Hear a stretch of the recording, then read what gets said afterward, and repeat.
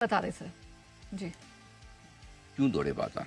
आज के दौड़ने की कोई खास वजह जी। क्या है? वजह जिसकी वजह से बाजार ने तेज दौड़ लगाई है आज के सेशन में, ये जानने समझने की कोशिश करेंगे।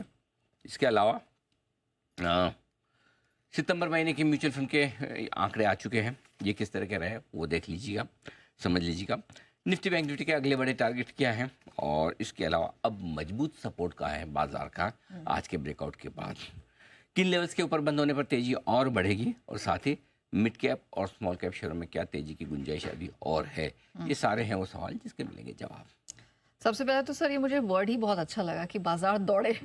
अब क्यों दौड़े ये बताइए। हाँ, दौड़ने वाला शब्द का जमाना हो गया, मतलब ऐसा ये सुने हुए और कहे हुए। ट्रू ट्रू ट्रू ट्रू, बिल्कुल, इसमें कोई डाउट ही नहीं। तो चलिए, दौड़ने के पीछे वजह, सबसे बड़ी वजह तो ये कि एफआईएस की लगातार तीसरे दिन खरीदारी का आंकड़ा आया कल कैश मार्केट में भी, और साथ ही स्टॉक और इंडेक्स फ्यूचर्स में भी खरीदारी की। तो जब खरीदारी का नंबर हो तो थोड़ा फर्क तो पड़ता है। तो दौड़ने की पहली वजह तो वहाँ से आती हुई दिख रही है। दूसरी वजह, देर शाम जो पीएम मोदी ने अपनी पोस्ट की थी, कहा कि हमने माय डियर फ्रेंड ट्रम्प से मैंने बात की है, और बधाई तो दे ही दी, और साथ ही साथ उन्होंने ट्रेड डील को लेकर भी कहा, उस पर भी हमने रिव्यू किया, अच्छी प्रोग्रेस चल रही है, क्लोज टच में रहेंगे। ये सारी चीज़ें काफ़ी अच्छी है। तो ये दूसरा रीज़न था जिससे आपके लिए पॉजिटिव होता हुआ नजर आया। तीसरा है टीसीएस के रिजल्ट्स। अगर ये 50-60 हज़ार करोड़ का एआई डाटा सेंटर में इन्वेस्टमेंट की खबर नहीं होती तो शायद टीसीएस भी दौड़ जाता। नंबर स्टैंड अलोन ठीक है, कोई कहीं किसी तरह से बुरे नहीं। ये तीनों कारण थे जो बाजार में तेजी का जोश बढ़ते दिखे।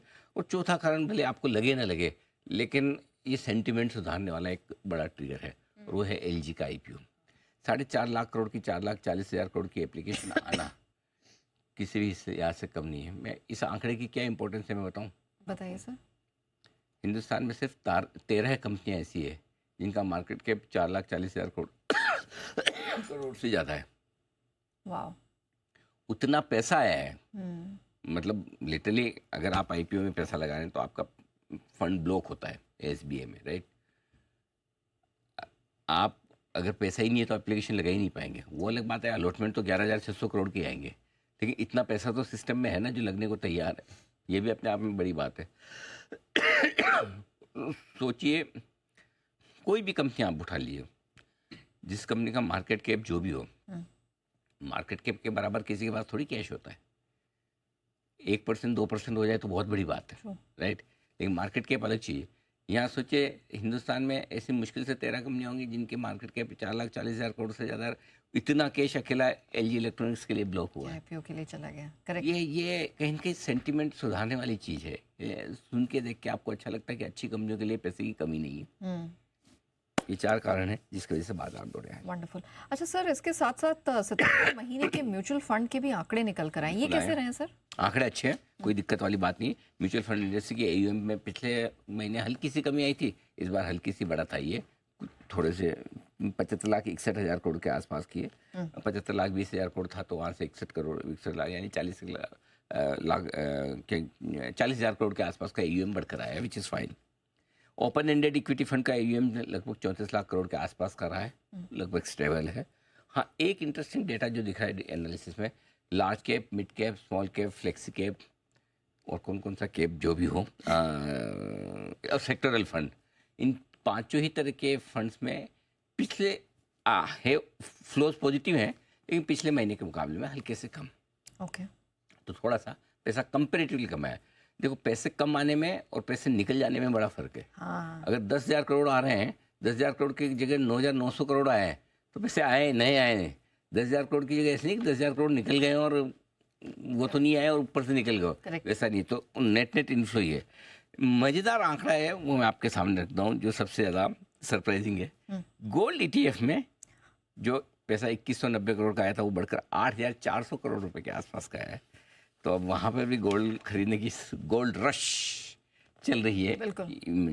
हाइब्रिड फंड में भी पैसा बहुत बड़ा है, 9,400 करोड़ के आसपास का पैसा हाइब्रिड फंड में आया। इसका मतलब क्लियर कट है कि इक्विटी के साथ साथ हाइब्रिड फंड में गोल्ड सिल्वर मिलता है ना,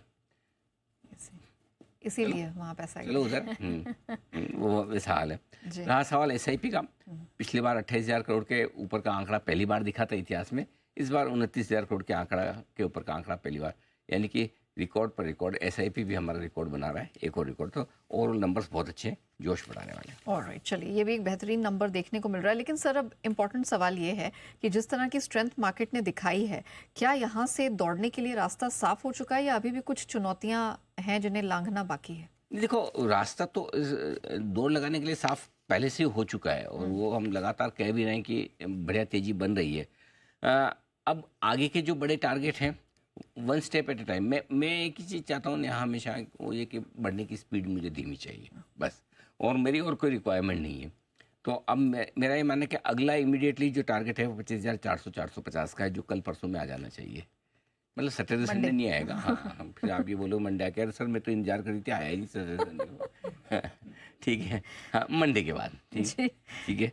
तो ये इसके बाद जो नेक्स्ट लॉजिकल टारगेट है, जो ज़्यादा इंपॉर्टेंट टारगेट है, वो 30 जून के आसपास, जो हमने जून के आखिरी हफ्ते में और जुलाई के शुरुआती हफ्ते में जो हमने हाइज बनाए थे, जहाँ से करेक्शन हुआ था, वो था 25,600 25,670 की रेंज थी।